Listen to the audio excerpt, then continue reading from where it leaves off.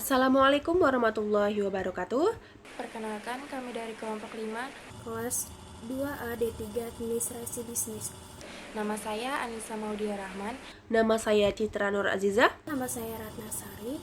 Di sini kami akan menjelaskan 3 hal dalam komunikasi bisnis, yaitu several document templates, a good business presentation. Yang ketiga yaitu a good master of ceremony. Let's get started. Shall we? Hai, jadi di sini saya menjelaskan tentang dokumen layout templates.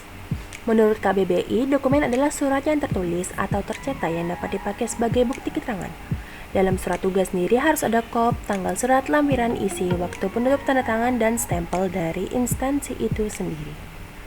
Di sini ada contoh untuk surat tugas, yaitu surat tugas dari Madrasah Sanawiyah yang dinaungi oleh yayasan. Maka dari itu, yayasan itu sendiri berada di atas madrasah dalam kop surat. Dan di situ tertera ada nomor surat, ada nama orang yang bertugas dan tanggal untuk dia bertugas, dan ada tanda tangan untuk yang berwenang membuat surat itu, yaitu kepala madrasah itu sendiri. Karena di sini masih format sebagai file, maka dari itu di sini belum ada tanda tangan dan stempel dari madrasah. Untuk surat perjanjian yang ada di surat perjanjian yaitu identitas, objek, saksi, isi, pasal ayat, tanda tangan, nama, mekanisme penyelesaian, dan latar belakang. Di sini ada contoh surat perjanjian sewa rumah. Di sini ada dua belah pihak, yaitu Christopel Tupamahu dengan Eko Budi Susilo. Di sini sudah tertera ada tulisan perjanjian surat rumah, ada tanggalnya yaitu 16 Juni 2019. Dan di sini ada keterangan dengan ini kedua belah pihak bersepakat untuk mengadakan perjanjian sewa rumah dengan syarat dan ketentuan sebagai berikut.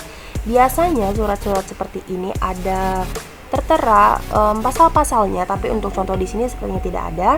Dan di sini juga tertera ada tanda tangan dari kedua belah pihak dengan materai, yang materai itu ada hukumnya tersendiri. Maka dari itu setiap surat perjanjian dibutuhkan materai agar bisa masuk ke jalur hukum jika ada sesuatu yang bermasalah. Dan di sini sudah terlihat jelas ada tanggalnya 16 Juli di Semarang. Yang ketiga yaitu minutes. Minutes sebelum merapat sebaiknya formatnya perlu disiapkan dan harus tahu apa tujuannya, waktunya, dan harus bisa mengendalikan rapat. Dicatatkan poin pentingnya dan tidak boleh ada opini seseorang, bolehnya ada kesepakatan bersama, dan setelah rapat harus dibacakan. Di sini ada format minutes atau catatan rapat dan ada tulisan untuk pesertanya, tinjauan mengenai catatan rapat sebelumnya, persetujuan agenda, pembuka, laporan dari departemen, penundaan rapat, dan next meeting. Minutes sendiri itu mirip seperti notulensi, hanya saja untuk notulensi itu seperti rincian dari hasil-hasil rapat, seperti untuk opsi dari satu orang ini dan satu orang sana. Sedangkan minutes itu sendiri itu sudah menjadi keputusan bersama, berarti sudah menjadi hasilnya. Kalau notulensi itu seperti hasil keseluruhan rapatnya dan juga ada detail-detailnya. Sedangkan minutes ini sudah menyeluruh, sudah hasil pastinya, sudah yang menjadi kesepakatan bersama, tidak ada lagi catatan opini-opini dan opsi. Yang keempat yaitu surat undangan. Surat undangan harus ada kop dari instansi, tanggal pembuatan surat, nomor lampiran, halaman surat, isi surat, waktu, penutup tanda tangan, dan juga stempel.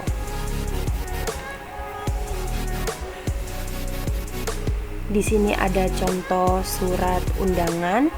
Surat undangan ini terlihat memakai style semi block style ya, karena kelihatan dari nomor surat lampiran halamannya yang ke kiri dan tanggalnya yang di kanan, tanda tangan yang di kanan, dan juga ada paragraf-paragraf yang masuk. Di sini ada contoh dari Kementerian Pendayagunaan Aparatur Negara dan Reformasi Birokrasi Republik Indonesia. Di sini ada nomor suratnya B dan ada halnya. Hal itu artinya perihal adalah tujuan dari surat ini sendiri. Dan juga ada lampirannya. Lampiran di sini 5 lembar ke belakang itu adalah lembar-lembaran yang ada jumlahnya di belakang setelah surat ini. Dan di sini ada yang terhormat, daftar terlampir dan di depan. Daftar terlampir di sini sendiri itu sebenarnya daftar-daftar yang tamu-tamu undangan yang akan diundang nanti, dan di sini ada isinya dari dalam rangka sampai dengan dilaksanakan pada. Di sini ada hari, tanggal, waktu, tempat pelaksanaan, dan di sini juga ada penutup yaitu atas perhatian dan kehadiran saudara disampaikan terima kasih. Ada tembusannya di sini ke Menteri PANRB dan Sekretaris Kementerian PANRB, dan ada tanda tangan stempel dari Deputi SDM Aparatur, yaitu dari Bapak Setiawan Wangsa Atmajaya, dan ada stempel Kementerian Pendayagunaan Aparatur Negara. Ini adalah salah satu contoh surat undangan yang berformatkan semi block style. Dan yang kelima adalah surat kuasa. Surat kuasa bercakupan judul, kalimat pembuka, identitas kedua pihak, jenis pemberi kuasa, perihal pemberian hak penutup, dan juga tanda tangan kedua belah pihak. Di sini ada contoh surat kuasa tanah. Di sini ada dua belah pihak, yaitu Bapak Semijo Sastro dengan Saudara Anggita Raharjo. Di sini juga diberikan kuasa penuh atas sebidang tanah, itu termasuk perihalnya. Perihal yaitu perihal surat kuasa tanah.